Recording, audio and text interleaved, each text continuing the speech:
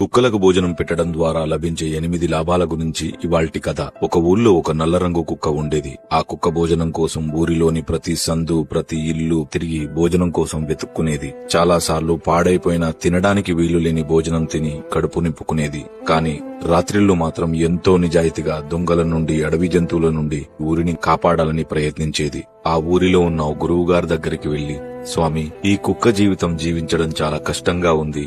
ఇది మేము చేసిన పాపమా, మాకు లభించిన వరమా అని అంటుంది. దానికి ఆ మహాజ్ఞాని, పిచ్చి శునకమా, నీకు లభించిన జీవితం శాపం కాదు. దేవుడి ప్రకారం మనుషు సంపాదించిన దాంట్లో మొదటి ముద్ద గోమాతకి, చివరి ముద్ద శునకానికి రాసిపెట్టి ఉంది. మూర్ఖపు మనుషులకు అసలు కుక్కలకు భోజనం పెట్టడం వల్ల ఎన్ని లాభాలు ఉన్నాయో తెలిస్తే అందరూ అదే పని చేస్తారు. అవి ఏంటో చెబుతాను విను.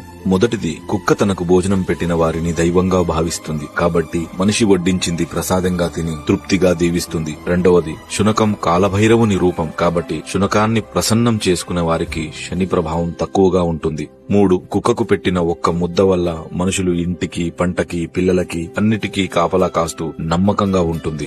4, ఇంటికి జరిగే అరిష్టాన్ని ఆవు గ్రహిస్తే ఇంటికి పొంచి ఉన్న ముప్పుని కుక్క రానివ్వకుండా చేస్తుంది. 5, కుక్క ఒకే జంతువు మనిషి బాధని, కన్నీళ్లను కూడా చూసి అవి తొందరగా పోవాలని, నా యజమాని సంతోషంగా ఉండాలని మనస్ఫూర్తిగా కోరుకుంటుంది.